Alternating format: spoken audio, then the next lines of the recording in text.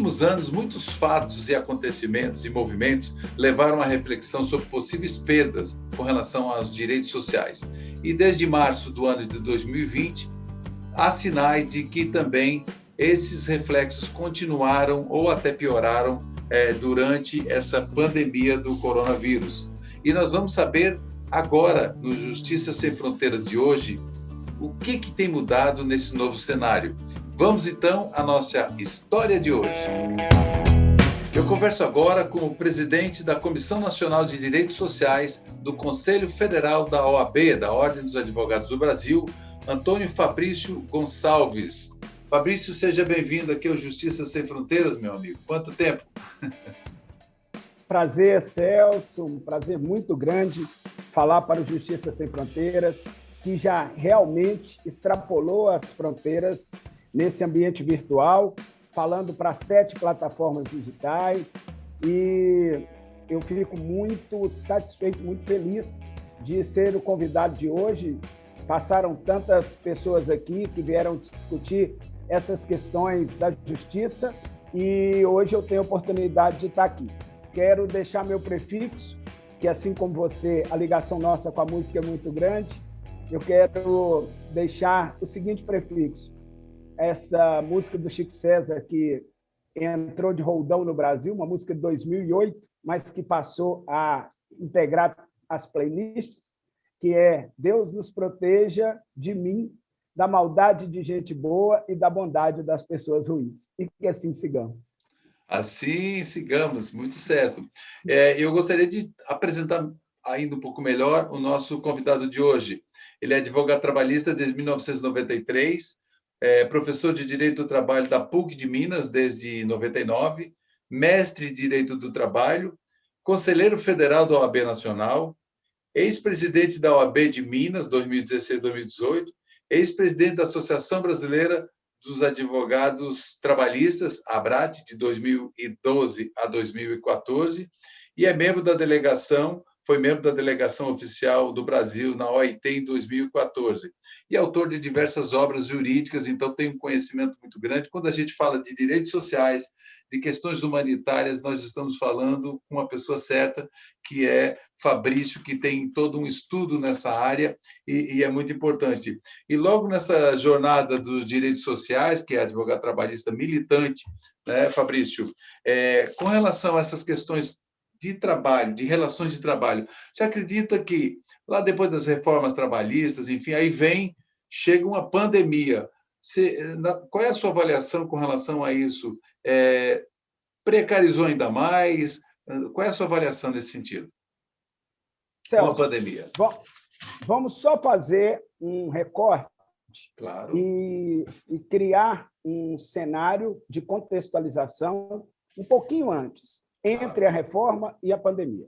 A reforma vem no governo Temer, traz várias modificações à CLT, várias perdas e diminuição de direitos para os trabalhadores. Se discute, inclusive, parcelas que integravam a remuneração deixam de integrar, questão de terceirização muito ampla e dezenas de outras perdas para o trabalhador. Logo depois da reforma trabalhista, o presidente Bolsonaro é eleito. E aí, esse cenário vai agravar em termos de direitos sociais, que um dos primeiros atos do presidente Bolsonaro é acabar com o Ministério do Trabalho. E o Brasil é um dos poucos países do mundo que não tem um Ministério do Trabalho. Hoje, as pessoas têm até dificuldade, quando vão se referir às questões relativas ao Ministério do Trabalho, de dizer que está sendo discutida qualquer questão dessa, ou estão sendo discutidas essas questões no Ministério da Economia, numa Secretaria de Direito do Trabalho subordinada ao Ministério da Economia. Isso me lembra 1930, quando Getúlio Vargas cria o Ministério da Indústria e Comércio, que vai ficar responsável pelo trabalho, logo depois vira Ministério do Trabalho. Então, nós voltamos a 1929, e é o Brasil sem uma referência forte de Ministério do Trabalho. Logo depois disso, começa a se discutir a MP e as questões da legislação chamada de verde e amarela, em que se discutia a possibilidade de pessoas trabalharem fazendo a mesma coisa com fundo de garantia menor, com número de direitos menores.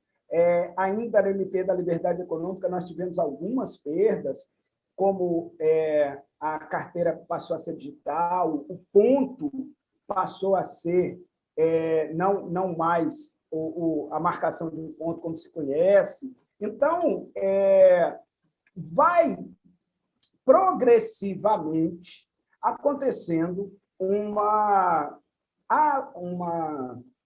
avanço rumo à diminuição dos direitos sociais, entendendo os direitos sociais sempre como custo e não como o que o direito do trabalho traz. Porque as duas principais funções do direito do trabalho é criar um patamar civilizatório nas relações e distribuir renda. Então, quando eu, governante, destruo um direito trabalhador, seja no âmbito das possibilidades de um decreto ou numa alteração legislativa em que o governo tem interesse de modificar, nós temos que saber que, se aquela alteração gera uma diminuição do direito que gerava renda para aquele trabalhador, nós teremos menos direitos circulando dentro da economia. Então, uma diminuição de direito do trabalho é uma diminuição de valores circulantes. Tanto, se a gente for observar, quando um governo, pegar o caso do governo de Minas, quando o governador de Minas Gerais não conseguiu pagar o 13º para os servidores públicos, que não são regidos pela CLT, óbvio, mas só para usar como termo de comparação, o Natal e as compras no final do ano foram muito menores do que no ano anterior, porque não tinha o 13º dos professores, dos policiais, dos servidores da saúde do Estado de Minas Gerais.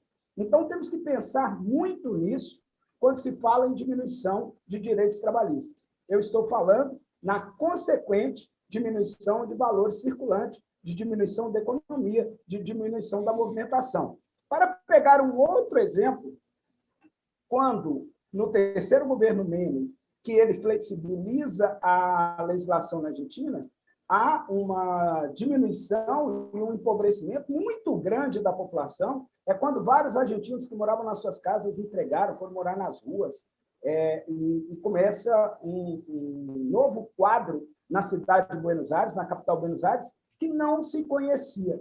Também na Espanha, quando, da época da flexibilização, no governo trabalhista, ainda antes do governo Aznar, o que vai acontecer é que se cria vários e vários contratos por prazo determinado. E aí o que acontece?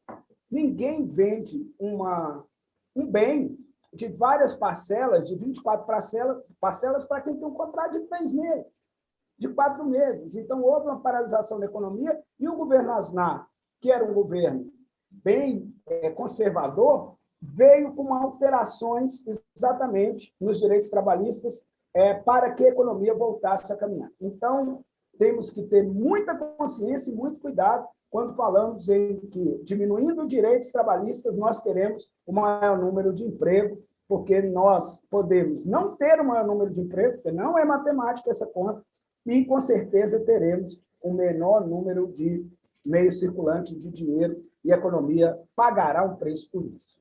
Mas, Fabrício, depois dessa brilhante contextualização, nós vamos a um breve intervalo e, na sequência, sim, aí a gente vê, não bastasse isso, né, lá da reforma trabalhista, ainda no início do ano de 2020, lá em março, ainda pegou a pandemia. Então, essa excelente contextualização foi bacana mesmo. E nós vamos a um breve intervalo, a gente volta já já. Eu estou conversando com o professor Antônio Fabrício, que é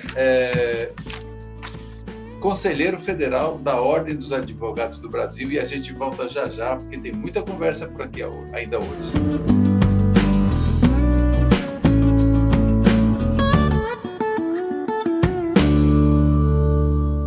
Estamos de volta, eu estou aqui com uma conversa muito bacana com Antônio Fabrício Gonçalves, que ele é presidente da Comissão Nacional de Direitos Sociais do Conselho Federal da OAB. No bloco anterior, ele fez uma excelente contextualização com relação aos direitos trabalhistas após a reforma trabalhista e a aplicação dela.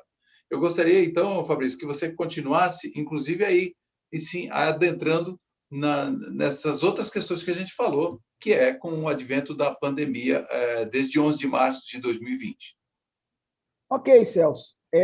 Você foi muito preciso de dizer que, além de existir todo esse contexto, ainda veio uma pandemia. E é exatamente isso. Existia uma situação em que estava se discutindo redução, diminuição de direitos, carteira verde e amarela, diminuição de pagamento de fundo de garantia para novos contratos, diminuição ainda, comissão sendo criada para estudar o aprofundamento da reforma trabalhista, como se a reforma ainda não bastasse. E, com isso, vem uma pandemia mundial, um vírus, e que o Brasil decreta calamidade pública, e, a partir da calamidade pública, nós temos estabelecimentos fechados. Começa uma discussão, uma dicotomia muito grande, e o Brasil, que hoje virou um verdadeiro fla-flu, em que as pessoas, ao invés de discutir as coisas com profundidade, elas têm uma posição e não querem saber da outra, como se fosse um clássico de futebol, e não as próprias vidas humanas e a própria vida, como ela acontece.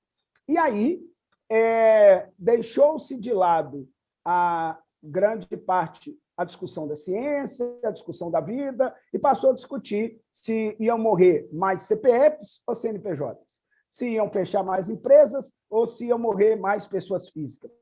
Como que isso ia se dar? E aí, a princípio, o Brasil fecha. Nesse fechamento, começou a se discutir um auxílio emergencial, lembrando que o governo fez uma proposta de R$200, o Congresso alterou para 600. Esse auxílio emergencial, apesar de ter sido menor do que outros países da Europa, que socorreram com mais amplitude, foi fundamental para que as pessoas pudessem alimentar, para que as pessoas pudessem comer, que elas pudessem sobreviver, e nesse período, com o mínimo possível. E assim, o auxílio emergencial cumpriu seu papel e veio uma medida provisória, 927, que veio com um artigo dizendo que os contratos de trabalho seriam suspensos sem nenhum pagamento, mas como isso pesou muito fortemente para o governo, e um grande órgão de imprensa deu que o presidente da República ligou para o ministro da Saúde dizendo: olha, nós estamos sendo muito criticados, e aí a medida provisória voltou com uma previsão de suspensão do contrato de trabalho, mas com pagamento. Você imagine se os contratos fossem todos suspensos e as pessoas não recebessem. Nesse cenário de pandemia, então, vem a medida provisória, em fevereiro, 927, e logo depois vem a 936. A 927 vai tratar de uma realidade que a gente passou a conviver, que é essa que eu estou aqui hoje, falando com você, eu de Minas, você está no norte do Brasil, nós estamos falando um com o outro à distância. Antes, você ia me convidar, eu ia pegar um avião, ia descer aí com alegria, ia comer um pirarucu de casaca, ia estar muito feliz, mas isso não pôde mais acontecer.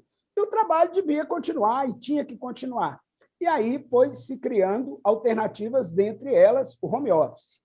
E aí tem muita dúvida sobre home office, tem muita discussão sobre home office, sobre hora extra em home office, sobre simplesmente a falta de senso de alguns empregadores que acham que, pelo fato do empregado estar em home office, pode ser acionado a qualquer tempo, pode ser acionado 7 da manhã, 8, meia-noite, como se a pessoa, estando em home office, estivesse sem trabalho. Não, ele está em casa, mas ele está trabalhando. Eu quero deixar muito claro que trabalho em casa é trabalho e o que eu tenho ouvido de relatos, Celso, talvez você também tenha pontos para dizer, pessoas relatando que, nesse período de home office, estão trabalhando mais do que trabalhavam em período de trabalho presencial. Mais do que o dobro, mais do que o dobro, mais do que o dobro, é tranquilo. É verdade. Então, nesse contexto de que, ainda bem que existem ferramentas à distância, a justiça se adaptou, e a gente pode falar isso aqui um pouquinho na frente, Sim. dos ganhos e perdas disso, mas é importante dizer que criou-se uma regulamentação em que o empregador tem que fornecer os equipamentos, que o empregador tem que pagar o custo adicional disso, que os empregados que trabalham em home office, se trabalham mais de 8 horas, apesar de dizer que não tem hora extra, ele pode discutir essa questão. Então, esse trabalho em home office foi uma forma que se encontrou para que as empresas continuassem a trabalhar, algumas se adaptaram com venda à distância, outras passaram a ter uma atividade diferenciada, mas o trabalho não parou. Mas, Fabrício, o nosso tempo aqui parece que ele voa, rapaz. Eu queria ter 2 horas para conversar com você, mas eu já vou para o intervalo e no próximo bloco eu quero perguntar aqui ao Fabrício, que foi presidente da ABRAT, Associação Brasileira dos Advogados Trabalhistas, que fez uma caravana pelo Brasil e também passou na região norte, inclusive, em Epitaciolândia, no Acre, no momento em que estava um conflito migratório com os haitianos, como até está acontecendo agora. Nós vamos a um breve intervalo e eu volto já já aqui com Antônio Fabrício, que é presidente do Conselho da Comissão Nacional de Direitos Sociais do Conselho Federal da OAB Nacional. A gente volta já já.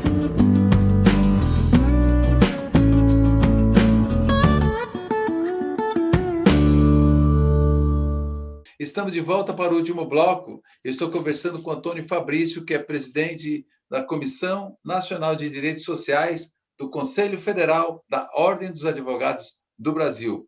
E aqui nessa nossa correria de informações, foi muita coisa boa, mas eu gostaria que o Fabrício fechasse aquela conversa do segundo bloco com relação a quais as legislações hoje, as medidas provisórias, enfim, o que está vigente hoje em meio a essa pandemia com relação a essa relação de trabalho, Fabrício? Muito boa pergunta, exatamente porque a medida provisória 905, que seria essa MP verde e amarela, ela decaiu, né? Não foi votada no Congresso. A 927, que é essa primeira medida da pandemia, também não foi votada no Congresso a tempo.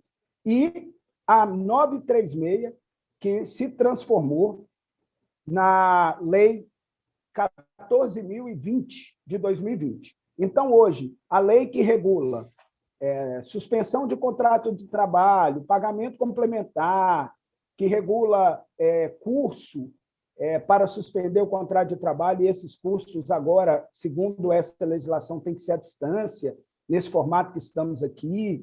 Então, tudo isso, pagamento pela empresa do Fundo de Garantia diferido, então, ela poder pagar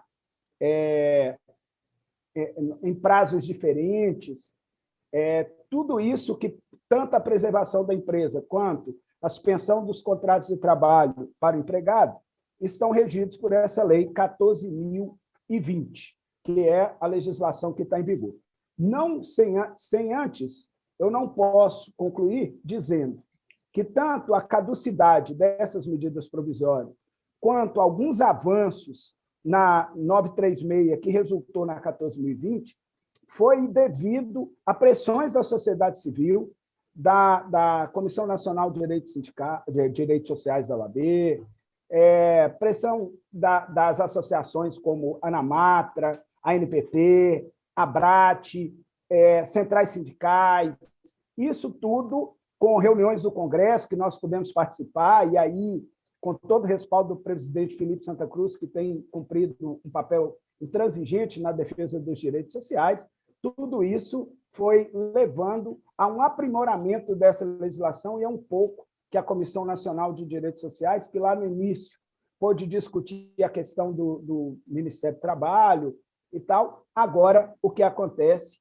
é que nós fomos discutir e viemos discutir avanços e preservações de direitos sociais nas medidas provisórias que desaguaram nessa legislação. Temos muito orgulho disso, porque é uma comissão composta por craques dos direitos sociais do Brasil inteiro. E muito importante, né? Porque pessoa que vive o dia a dia e que conhece e aplica umas leis, né? Então, é fundamental. Mas, Fabrício, falando ali, que eu deixei o gancho do bloco anterior, você foi presidente da Abrat, que teve uma atuação brilhante em todo o país, com a caravana da Abrat, que passou por todos os estados, inclusive aqui por Rondônia, passou pelo Acre, e teve alguns episódios interessantes, né? Como a gente, inclusive, se encontrou, eu cobrindo para a TV Justiça, a gente se encontrou em Epitaciolândia, lá fronteira com a Bolívia, uma situação que tinha mais de 900 haitianos chegados no Brasil, questão de legalidade, acampados, com apoio do governo e apoio, também teve apoio de Brasília, e a caravana chegou exatamente naquele momento. E eu gostaria que você comentasse sobre essa caravana e também essa passagem exatamente naquele momento importante da caravana lá por Epitaciolândia. Muito obrigado. É um resgate importante mesmo a ser feito. As caravanas da Abrat, elas começaram com o presidente que me antecedeu na Abrat, Jefferson Calassi, e elas foram aprofundadas na nossa gestão. Fomos para o interior de alguns estados brasileiros e fomos para alguns estados brasileiros que a Abrat ainda não tinha representação. Em Rondônia, nós tivemos a alegria de termos sido padrinho da criação da Aronatra, que está aí firme, forte, pujante. Participamos de um seminário discutindo direito do trabalho em Rondônia e ficou a Aronatra para seguir os caminhos e estão aí cada vez com caminhos mais consistentes. Logo depois, nós fomos para o Acre, onde passamos talvez o 1º de maio mais marcante das nossas vidas, né, Celso? Sim, exato. E foi o fato de irmos até Basileia e Epitaciolândia e chegarmos lá e termos um número de haitianos muito maior do que a população que existia na cidade anteriormente. Alojados, 900 pessoas alojadas num alojamento só, de maneira muito precária, e nós, junto com o tribunal da 14ª, fomos palestrar para aquelas 900 pessoas num ginásio para que a gente pudesse passar o máximo de informações para que eles não caíssem em trabalho escravo. Foi o que nós entendemos que podíamos trazer naquele momento. Só que não paramos aí. Nós fomos para dentro do Secretaria do Ministério de Direitos Humanos em Brasília para traçar o quadro, desenhar como estava a situação e foram melhorando as condições dos haitianos, e tanto que hoje eles estão fazendo o movimento migratório de volta, porque naquele tempo o Brasil era um lugar muito melhor que o Haiti. Talvez agora o Haiti esteja nas mesmas condições brasileiras e eles estejam fazendo esse movimento, e é só digitar e procurar haitianos, fronteira com o Peru, tentativa de volta, que todos poderão ver esta situação. Então, esse período das caravanas da Abrat, que o nosso diretor institucional, Luiz Gomes, é que levou essa hipótese de estarmos em Rondônia e no Acre, e aí a Abrat colocou uma bandeira, um pé nesses lugares, e pudemos falar em português e um tradutor traduzir em creole para os haitianos, e passamos várias informações, como retirar os documentos, como não cair em trabalho escravo, como evitar determinadas situações, e isso marcou, de certa maneira, nossa gestão, com o trabalho conjunto com o TRT da 14ª e a OAB do Acre, presidido pelo então presidente Marcos Vinícius Jardim, hoje no CNJ, como conselheiro do CNJ. Exatamente. E, à época, o Luiz Gomes também era conselheiro federal. E aí, enfim, então toda essa junção, né, de pessoas comprometidas com a nossa região foi muito importante. Fabrício, nosso tempo infelizmente esgotou. Eu quero aqui, já desde agora, agradecer a sua participação. Eu sei que a sua agenda, fazendo sustentação oral hoje pela manhã, enfim, e agora a gente fazendo essa gravação. Muito obrigado, Fabrício. Os agradecimentos são todos nossos. Sempre estamos à disposição para conversar sobre direitos sociais. E quando essa loucura toda passar, me chame que estaremos aí pessoalmente para comer uma salteira. Com toda certeza. E ver que o programa de hoje, como é do escopo do programa, é um programa voltado para as questões humanitárias, direitos sociais, e casou muito bem, me trouxe à lembrança essa situação humanitária, né, dos haitianos lá no estado do Acre, no qual a gente acabou fazendo uma boa atuação lá juntos, né, com cobertura jornalística, com a atuação, e tanto que a atuação da OAB Nacional, que conseguiu também ajudar nessa solução, até fazendo a interlocução com o governo federal também. Muito obrigado. Eu conversei com Antônio Fabrício Gonçalves, que é presidente da Comissão Nacional de Direitos Sociais da Ordem dos Advogados do Brasil, OAB Nacional. Obrigado pela sua audiência e também siga aí nas nossas redes o Justiça Sem Fronteiras, também em breve aqui. Nós estamos também aqui no AmazonSat e em 7 plataformas de podcast, e você não pode ficar por fora. Acompanhe o Justiça Sem Fronteiras. Obrigado e até o próximo encontro.